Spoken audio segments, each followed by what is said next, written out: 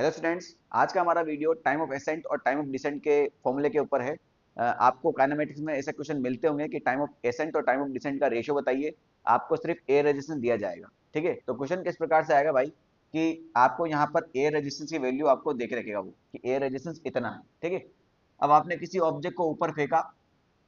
ठीक है, वो ऊपर फेंक के वापस ऊपर अपने मैक्सिमम हाइट पर पहुंचा, फिर वापस वहां से वापस नीचे आया और वापस यहाँ तक आ गया। तो सिंपल सी बात है बेटा, आप इसको इसको इनिशियल वेलोसिटी यू से फेंकेंगे तभी तो ये ऊपर जाएगा। फाइनली इसके मैक्सिमम हाइट पर क्या हो जाएगा, इसकी फाइनल वेलोसिटी जीरो हो जाएगी, तो वो हाइट हम एच मान लेते हैं। अब ये वापस जब नीचे आएगा तो इसकी इनिशियल वेलोसिटी क्या हो जाएगी, जीरो। ये वेलोसिटी अब इसकी इनिशियल वेलोसिटी हो जाएगी, और जब यहाँ पहुंचेगा तो इसको वापस फिर से वही वेलोसिटी यू गेन हो जाएगी। सिंपल सी बात है। अब ये होता कब है भाई, जब आपका एयर रेजिस्टेंस ना हो। जब आपका एयर रेजिस्टेंस ना हो, एयर रेजिस्टेंस नहीं होता तो ऊपर जाने का टाइम और नीचे आने का टाइम सेम होता है। बात समझ में आई नहीं? मगर अगर एयर रेजिस्टेंस होगा तो ऊपर जाने का टाइम और नीचे आने का टाइम अलग अलग होगा। क्योंकि क्या होता है, एयर रेजिस्टेंस का काम क्या है, एयर रेजिस्टेंस हमेशा लगता है ऑपोजिट टू द मोशन। कहाँ लगता है हमेशा, एक ध्यान रखना, ये हमेशा लगता है opposite to the direction of motion. ठीक है, इसका मतलब कहना क्या चाह रहे हैं बेटा हम, जब ऑब्जेक्ट ऊपर जाएगा, जब ऑब्जेक्ट ऊपर जा रहा होगा तो बेटा इसका जी तो हमेशा नीचे ही लगेगा, वो तो क्लियर है। मगर इसका मोशन किधर है, ऊपर की तरफ। तो एयर रेजिस्टेंस किधर लगेगा आपका, नीचे की तरफ। बात समझ में आ गई? और यही ऑब्जेक्ट जब नीचे आ रहा होगा तो जी तो बेटा नीचे की तरफ ही लगेगा, उसका तो कोई है ही नहीं टेंशन, वो तो हमेशा नीचे लगता है। मोशन किधर हो गया, नीचे, तो एयर रेजिस्टेंस किधर लगेगा आपका, ऊपर की तरफ। बात समझ में आएगी नहीं? यानी यहाँ पर नेट नेट एक्सलेशन कितना हो जाएगा आपका, जी प्लस ए आर, क्योंकि जी की वैल्यू बेटा हमेशा बड़ी रहेगी। और यहाँ नेट एक्सलेशन कितना हो जाएगा, जी माइनस ए आर। बात समझ में आएगी नहीं? क्लियर हुआ कि नहीं हुआ? ठीक है, अब दोनों के लिए हाइट तो सेम ही रहने वाली, ये हो जाएगा आपका टाइम ऑफ एसेंट और ये हो जाएगा टाइम ऑफ डिसेंट। बात समझ में आई नहीं? तो दोनों के लिए हाइट एकमात्र चीज है जो दोनों के सेम है। बात समझ में आई? तो कौन सा मोशन लगा देंगे बेटा, हम सेकंड इक्वेशन में मोशन लगा दें, s is equal to u t plus half a t square. दोनों के लिए लगाएंगे बेटा, ऊपर जाने के लिए भी लगाएंगे और नीचे आने के लिए भी लगाएंगे। अब समझो बात को, जब ऑब्जेक्ट ऊपर जा रहा है तो सभी चीज पॉजिटिव होगी, बस एक्सलेशन को छोड़ के, क्योंकि एक्सलेशन ड्यू टू ग्रेविटी हमेशा नीचे की तरफ लगती है। ठीक है, तो ऊपर जा रहा है तो बेटा आपका हाइट पॉजिटिव हो गया, इनिशियल वेलोसिटी यू, टाइम जो है वो है टाइम ऑफ एसेंट। अच्छा, एसेंट का मतलब होता है ऊपर जाना, डिसेंट का मतलब होता है नीचे जाना। ठीक है, सिंपल सी बात है। तो T a minus half g plus a into t A square. ठीक है, ये मैंने माइनस क्यों लगाया बेटा, ये जी प्लस ए जो है वो नेगेटिव डायरेक्शन में है, तो मैंने उसका माइनस आगे लेके आ गया। कोई दिक्कत नहीं किसी को, है ना? वैसे तो you t plus half a t square होता है, ये ए जो है यहाँ पर माइनस जी प्लस ए है। ये ए कितना है बेटा आपका, माइनस जी प्लस ए, तो वहां मैंने वैल्यू उसकी रख दी। ठीक, ये हो जाएगी आपकी ऊपर जाने वाली इक्वेशन।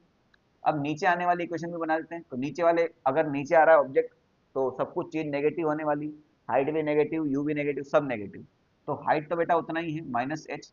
इनिशियल वेलोसिटी इस केस में जीरो हो जाएगा, तो यूटी वाला टर्म कैंसिल हो गया, और एक्सलेशन हो जाएगा आपका माइनस हाफ। एक्सलेशन कितना है बेटा इस केस में, जी माइनस ए, जी माइनस ए, और ये हो जाएगा टाइम ऑफ डिसेंट का होल स्क्वायर। इसमें कोई डाउट नहीं किसी को, ये माइनस से माइनस खत्म हो गया।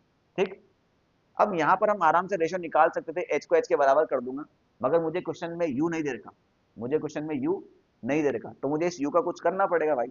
तो बेटा यू तो निकाल सकते हैं बंदे को, यू दे रखा है, वी दे रखा है, टाइम है, जी पता है, तो फर्स्ट इक्वेशन ऑफ मोशन से कुछ किया जा सकता है।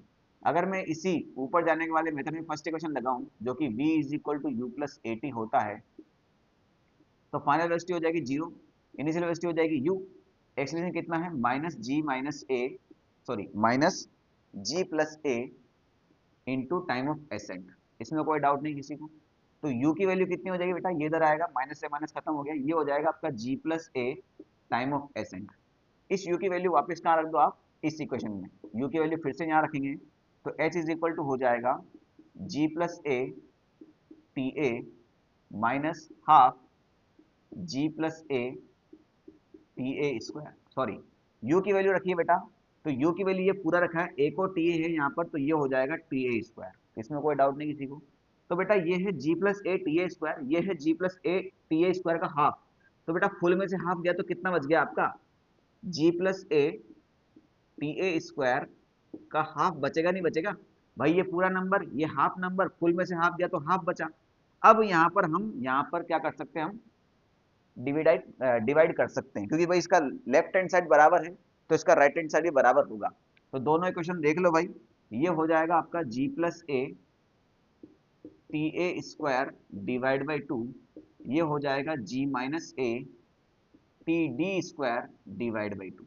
ये टू से टू खत्म हो गया, so T A square divide by T D square, ये हो जाएगा आपका G minus A divide by G plus A. होगा कि नहीं होगा? ठीक है।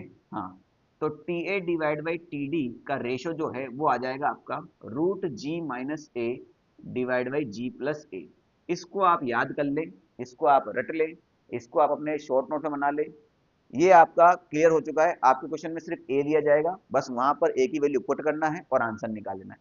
जी की वैल्यू जो आपको दी जाएगी वहां पर वही आपको पुट करना है। 9.8 दिए तो 9.8, 10 दिया है तो 10। ठीक है।